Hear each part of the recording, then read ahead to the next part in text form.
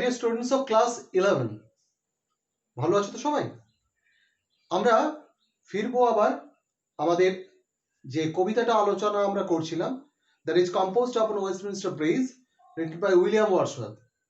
এবং এই কবিতাটার একটা আমি ইন্ট্রোডাকশন দিয়েছিলাম, এবং সেই ইন্ট্রোডাকশনে যেটা আমি করেছিলাম কি, I discussed the basic concepts regarding romanticism, and obviously some primary or better to call introductory issues were discussed as to this particular poem, but they were scant.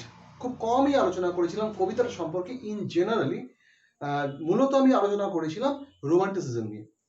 But today I would certainly go to the analysis of the text, but before that, the before reading or pre-reading section যেটা রয়েছে বইতে, সেটা আমরা একটু দেখে নেব।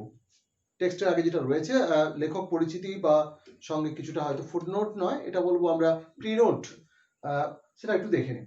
William Wordsworth born in 1770 and died in 1850, 1770 থেকে 1850, 70 বছরের একটা, ভুল বললাম আমি, 80 বছরের একটা life span. Broad in the English romantic movement, okay, with the publication of lyrical ballads in 1798.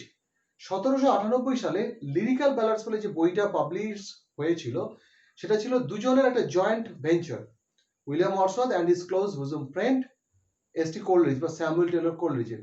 এবং দুজনের বেশ কিছু কবিতা নিয়ে এই যে বইটা, এটা একটা এপক মেকিং বই ছিল। প্র্যাকটিক্যালি এই বইটাতে এমন কিছু তারা দিয়েছিলেন, some new taste of poetry that was not tasted earlier by the readers. অর্থাৎ এই বইতে পাঠকরা প্রথমবার এমন একটা স্বাদের কাব্য পেলেন, এমন ধরনের কবিতাগুলো তারা পড়লেন যেগুলো তারা আগে কখনো পড়েননি। এবং এর প্রিফেস বইটার মতোই গুরুত্বপূর্ণ, কারণ preface to the lyrical ballads is usually taken one of the best literary theory pieces, okay. এবং এটা ইংলিশে যারা একটু হায়ার স্টাডি করে, তাদের গ্র্যাজুয়েশন বা মাস্টার্সে এটা পড়তেই হয়। তো সেই প্রিফেসে যেটা লিখেছিলেন ওয়ার্ডসওয়ার্থ, সেখানে এমন কিছু লিটারারি কনসেপ্টস বা লিটারারি থিওরিজ আলোচনা করা হয়েছিল যেটা কিন্তু একদম এপক মেকিং এবং এখনো রেলিভেন্ট, ওকে। তো সেখানে আমি একটা ছোট্ট কথা বলে চলে যাব, যে দুজনের যে কবিতার ধরন, মিনস ওয়ার্ডসওয়ার্থের এবং কোলরিজের, দুজনের দুটো আলাদা ঘরানার কবিতা ছিল। মানে ব্যাপারটা হচ্ছে এরকম ভাবে, Wordsworth through his poetry or through his poems tried to present the common as uncommon, okay, ordinary as extraordinary. And on the other hand, what Coleridge did was to present the supernatural as natural. এটা আমি কিন্তু গতদিন বলেছিলাম। এবং দুজনের এই poetic ঘরানা এর আগে কখনো ইংরেজি সাহিত্যের পাঠকরা মানে পাননি এই অভিজ্ঞতা আর কি। তো এই বইটা প্রচন্ড রকম পপুলার হয়েছিল, এবং শুধু পপুলার নয়, এটা একটা ক্লাসিক ওয়ার্ক। ক্লাসিক আমরা সেগুলোকেই বলি, সেই ধরনের বইকে যেগুলো একটা ট্রেন্ড সেটার, যার একটা টাইম ডিফিটিং ভ্যালু রয়েছে, রেলিভেন্স রয়েছে, সময়োত্তীর্ণ যুগোত্তীর্ণ বই হিসাবে এটা থেকে গেছে। যাই হোক, তো 1798-এ এই যে বইটা প্রকাশিত হয়েছিল, সেটাকে আমরা রোমান্টিসিজমের একটা মাইল ফলক বা মাইলস্টোন হিসাবে দেখি, ওকে। এটা একটা রিভাইভাল অফ দ্য রোমান্টিসিজম, যেটা আমরা রিটার্ন টু নেচার বলেছিলাম, সেই রিটার্ন টু নেচারের একদম কি বলবো, ইনঅগারেশন বা মাইলস্টোন বা সবচেয়ে উজ্জ্বল একটা দৃষ্টান্ত বলে আমরা ধরতে পারি, ওকে। তো the poets are concerned with the language of poetry and the real language of men and women, okay. Women কথা আমি জড়িয়ে দিলাম, যে কবিরা বিশেষ করে ওয়ার্ডসওয়ার্থ এই বইটাতে সবচেয়ে জোর দিয়েছিলেন যে কবিতা কেমন হবে, সেটা হচ্ছে তার একটা বড় জায়গা জুড়ে থাকছে ভাষা।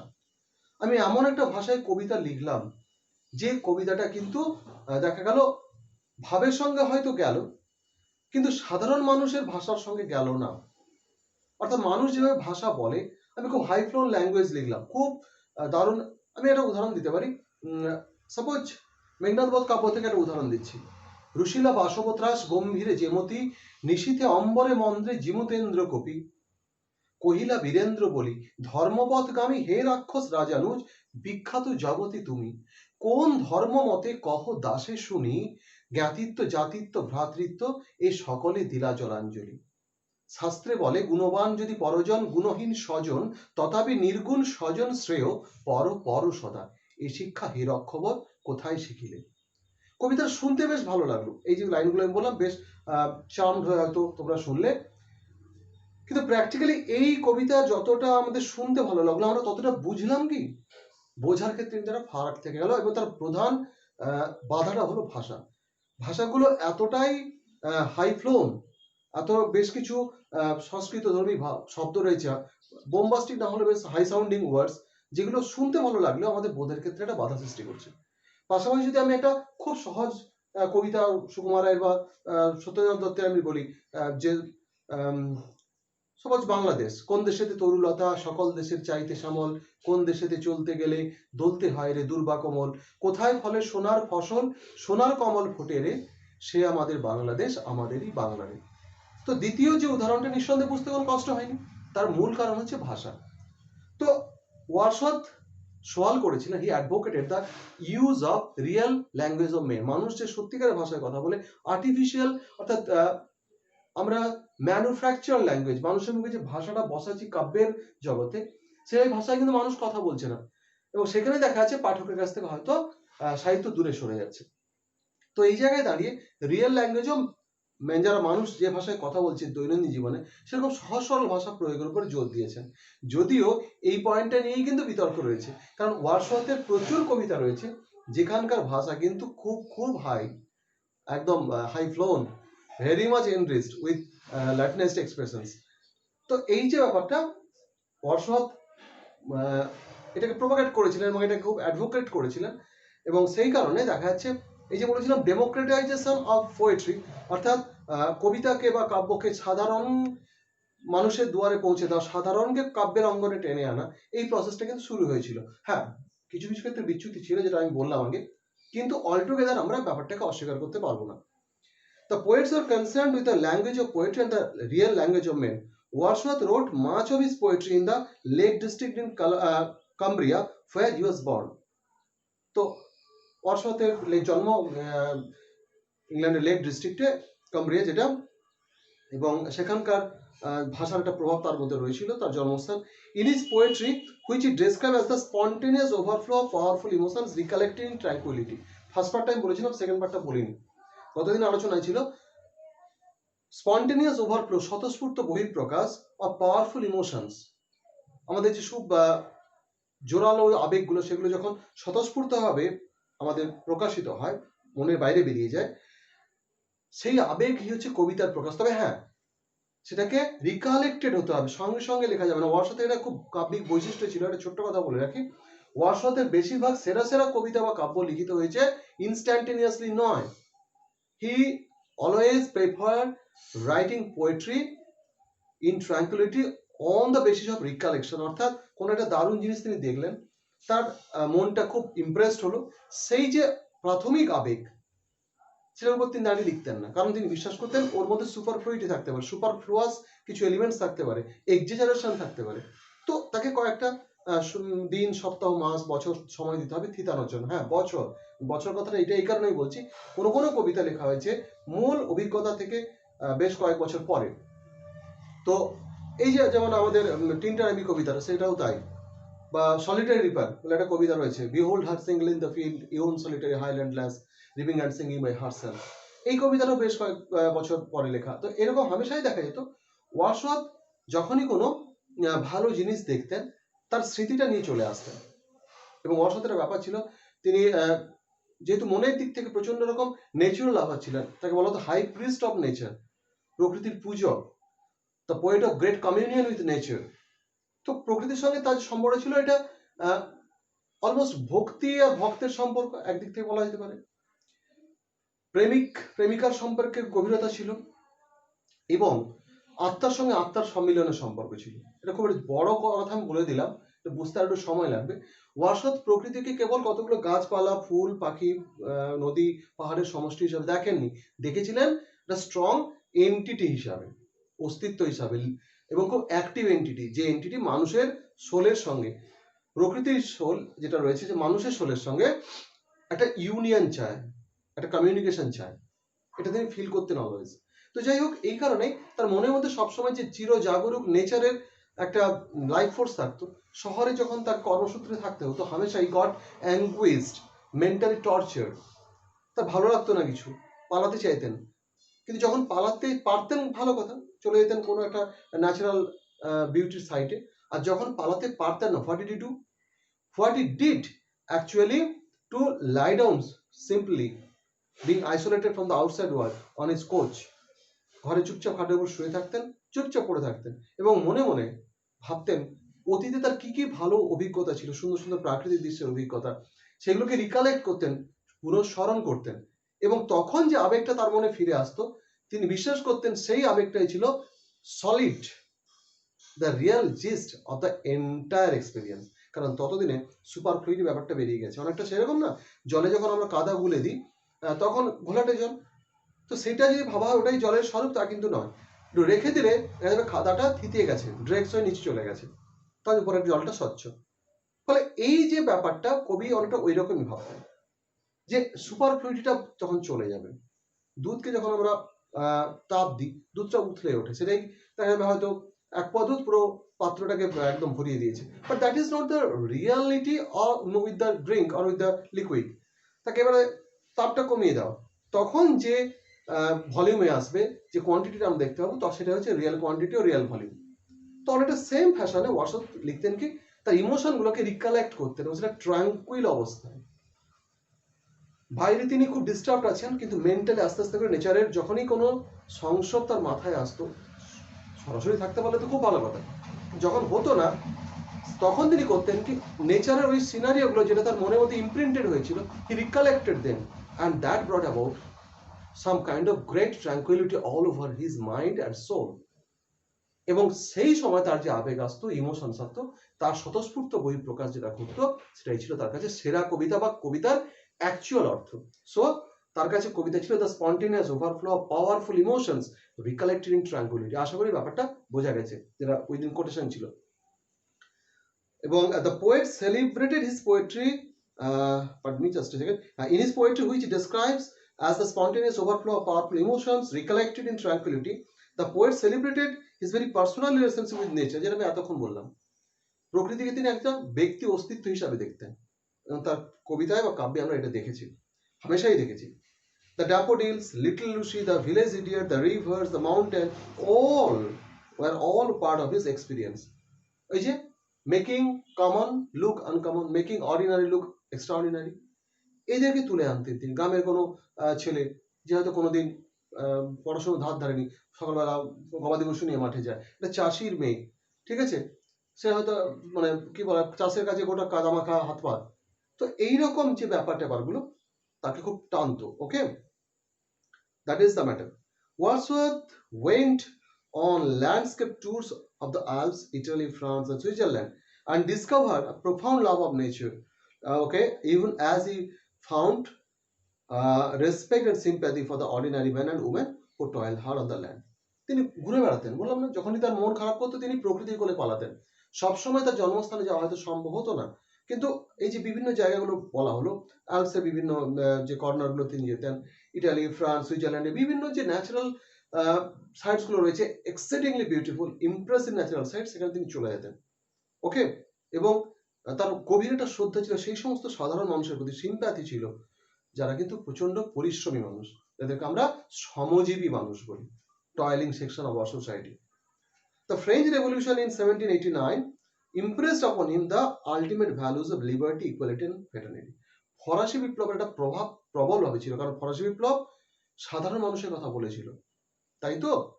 ফরাসি যে সম্রাটরা ছিলেন তাদের শাসনের এবং শোষণের শেষে ফরাসি জনগণের অভ্যুত্থান ঘটেছিল, বাস্তিল দুর্গের পতন ঘটেছিল আমরা জানি। তো এটা একটা রাজনৈতিক ঘটনা মনে হতে পারে, but it was much more than just a political event. It was a greatly influential socio-cultural phenomenon, যেটা মানুষের সামাজিক জীবনে একটা বড় পরিবর্তন হয়েছে এবং এটার একটা সাইকোলজিক্যাল ইম্প্যাক্ট ছিল যে সমস্ত মননশীল মানুষ সেই সময় ছিলেন তাদের মধ্যে, ইন্টেলেকচুয়ালসদের উপরে। কারণ যে তিনটে আদর্শকে ফ্রেঞ্চ রেভলিউশন প্রোপাগেট করেছিল, প্রমোট করেছিল, পপুলারাইজ করেছিল, সেই তিনটে হচ্ছে liberty, equality and fraternity.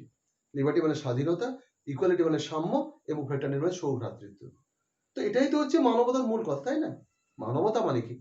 Fellow feeling for the other human beings, তার মূলেরও তো রয়েছে এই তিনটে কথা। এবং লিবার্টিটা যদি মানুষের মধ্যে আসে, লিবার্টি মানে যা ইচ্ছা তাই করার অধিকার, আমরা যাচ্ছে তাই করার অধিকার ভাবি, ব্যাপারটা হচ্ছে স্বাধীনতা মানে হচ্ছে আমার কন্ট্রোলটা আমার হাতে থাকবে, যা ইচ্ছা বিশৃঙ্খল কোনো কাজ করার অধিকার বোঝায় না। আর যখনই এই আমার কন্ট্রোল আমার নিজের হাতে, তখন মানুষের মধ্যে একটা ব্রডনেস অফ মাইন্ড আছে, মানুষ তার মানসিক জগৎটাকে অনেক বিকশিত করতে পারে, সে তখন তার অনেক ক্রিয়েটিভ ইম্পালসকে মুক্ত করতে পারে। ফলে স্বাধীনতা মানুষের জীবনে থাকাটা খুব জরুরি। আসলে আমরা হামেশা স্বাধীনতা আর স্বেচ্ছাচারিতা গুলিয়ে ফেলি, but please don't do that. Okay, Wordsworth was made poet laureate in 1843। Poet laureate নিয়ে এর আগে আমি আমার যে আগের ভিডিওগুলো চ্যানেল রয়েছে এখানে বহু ক্ষেত্রেই ডিটেল আলোচনা করেছি, আমি আর আজকে বলছি না। মোটামুটি ধরে নিতে পারে চিফ পোয়েট, খুব সম্মানীয় পদ, আগেকার দিনে রাজকবি ছিলেন, এটা ছিল পোয়েট লরিয়েট, সাম্মানিক একটা পদ সরকারি ব্যাপারে। তো ওয়ার্ডসওয়ার্থ সম্পর্কে আমরা অনেকটাই জানলাম, রোমান্টিসিজমের সঙ্গে রিলেশনটাও একটা মোটামুটি বুঝে নিলাম। Now the second part of the prereading section, Wordsworth uses the Italian sonnet, যেটা আমি এর আগের দিন বলেছি, ইটালিয়ান সনেট 14 লাইনের সনেট হয় আমরা জানি। দুটো ঘরানা, ইটালিয়ান ঘরানা বা যেটাকে আমরা পেত্রার্কান ঘরানা বলছি, পেত্রার্কান স্কুল অফ সনেটিয়ারিং, আর একটা হচ্ছে ইংলিশ স্কুল অফ সনেটিয়ারিং বা ইংলিশ সনেটের যে ঘরানা। তো দুটোর মধ্যে বেসিক একটা ডিফারেন্স ছিল, আমি বলেছিলাম যে বেসিক্যালি তো 14 লাইনের কবিতা এবং টানা লেখা হতো, পরের দিকে অবশ্য হয়তো কখনো কখনো স্ট্যানজাইক ফর্ম আমরা দেখেছি, কিন্তু আগে সনেট বেসিক্যালি মিনস একটা টানা লেখা হবে, okay, without any kind of separate divisions. তো সেখানে এই যে ঘরানাটা আমরা দেখছি, the first 8 lines called octave being followed by 5 lines of the octave and the next 6 lines sestet. এবং যে রাইম স্কিম ছিল, রাইম স্কিম সম্পর্কে আমি ডিটেল বলেছি এর আগে বিভিন্ন এতে। তো রাইম স্কিম মানে হচ্ছে যেটা বোঝায়, রাইম মানে তো হচ্ছে অন্তমিল, ঠিক আছে। তো এটা যেটা দেখা যাচ্ছে A B B A B B A BA A B B A 1 2 3 4 5 6 7 8, ঠিক আছে, C D C C D C, অথবা এটা একটা হতো C D E C D E. এই ব্যাপারটা যারা প্রথমবার আমার ভিডিওটা দেখছো একটু খটোমটো লাগতে পারে, ব্যাপারটা কিছুই না।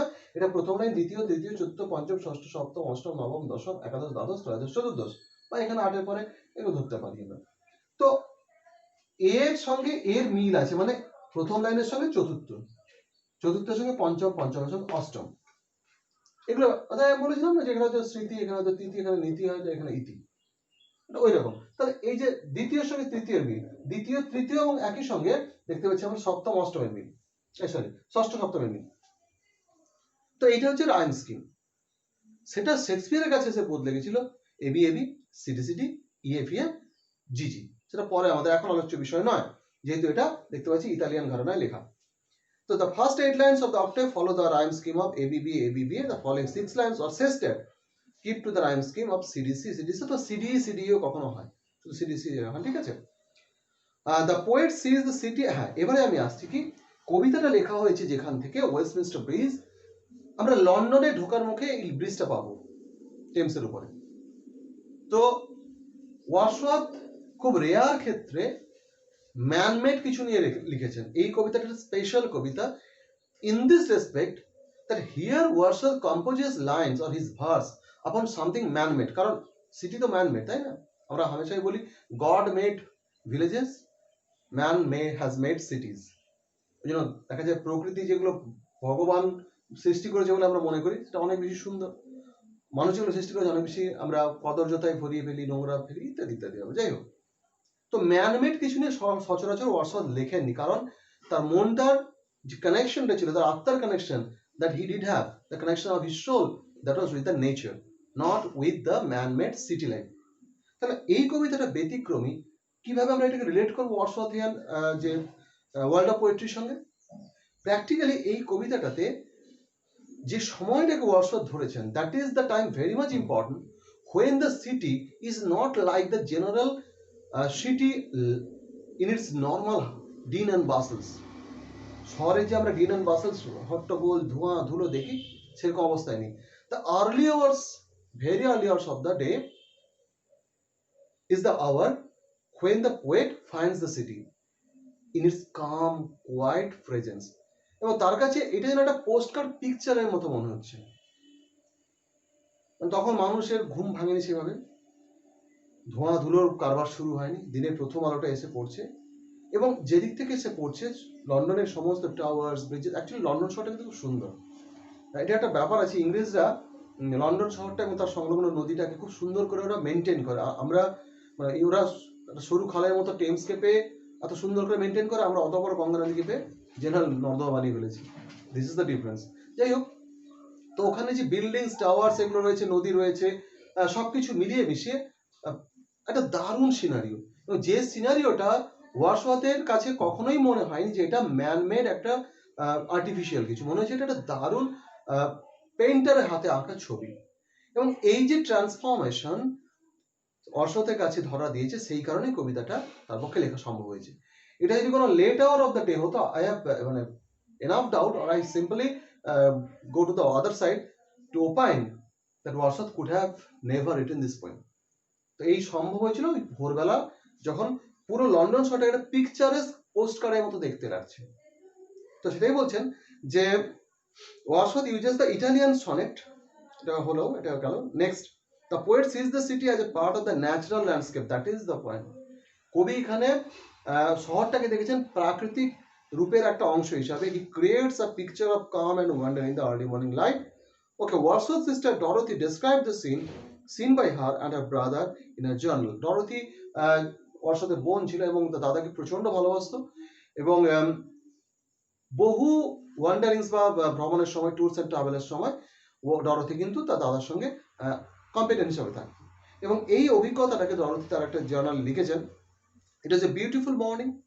The city, St. Paul's, okay, with the river, St. Paul Church, okay, the river and multitudes of little boats made a most beautiful sight. বলে ওই সকালবেলাটায় যে শহর, চার্চগুলো, নদী এবং প্রচুর ছোট ছোট বোট ওখানে নদীর ধারে ছিল, সবকিছু মিলেমিশে দৃশ্যটাকে একটা দারুণ সুন্দর দৃশ্যে পরিণত করেছিল। কখনো as we crossed Westminster Bridge, যখন ব্রিজটা পেরোচ্ছি, the houses were not overhung by their cloud of smoke. মানুষ উঠে পড়লে রান্না বান্না শুরু হয় এবং চিমনিতে ধোঁয়া বেরোতে শুরু করে, একটা স্মোকি বিশ্রী ব্যাপার তৈরি হয়। তখন কোনো স্মোক নেই, এটা smokeless, and they were spread out endlessly. এটা মনে হচ্ছে পরপর পরপর সারি দিয়ে দারুণভাবে কেউ ছবির মতো করে সাজিয়ে দিয়ে গেছে, ঠিক আছে, অন্তহীনভাবে। Yet the sun shone so brightly with such a fierce light. সূর্য কিন্তু ওই ভোরে দারুণ উজ্জ্বলভাবে আলো দিচ্ছে। Okay, that there was something like the purity of one of nature's own grand spectacles, that is, প্রকৃতির মধ্যে আমরা যে স্বাভাবিক সৌন্দর্যটা দেখি, সেখানে বর্ষাও সুন্দর লাগে, কুয়াশাও সুন্দর লাগে। আবার দেখা যায় বিষণ্ণ বিকেল যেরকম আমাদের কাছে আপিল নিয়ে আসে, ভোরের সূর্যোদয় সেভাবে আপিল নিয়ে আসে। দারুণ শরতের সময় সানসেট রং ছড়িয়ে দেয় আকাশে, সেটা যেমন সুন্দর লাগে। আবার দেখা যায় প্রচন্ড কালো মেঘ উঠেছে, সেটাও সুন্দর লাগে। তো এটা সম্ভব হয় প্রকৃতির মধ্যে একটা ন্যাচারাল সোর্স অফ বিউটি রয়েছে, এবং সেই ব্যাপারটাই যেন এখানে রিফ্লেক্টেড হচ্ছিল। সো এটাই হচ্ছে মূল কথা। কবিতাটা এই কারণে এত বেশি স্পেশাল। প্র্যাকটিক্যালি আমি কবিতার পিছনে এখানে খুব একটা সময় দিই না, খুব দ্রুতই পড়াবো। কিন্তু এই যে প্রাক কথন যেটা আমি বললাম, এই যে 4 ওয়ার্ডস গুলো যেটা আমি এতক্ষণ ধরে বললাম বা আলোচনা করলাম, this are so much important. So please try to gather the ideas, try to digest the concepts that I have put forward. তাহলে কিন্তু কবিতাটা ঠিকঠাক বোঝা সম্ভব, নাহলে সম্ভব না। ঠিক আছে, তো আজকে এই পর্যন্ত। Thank you.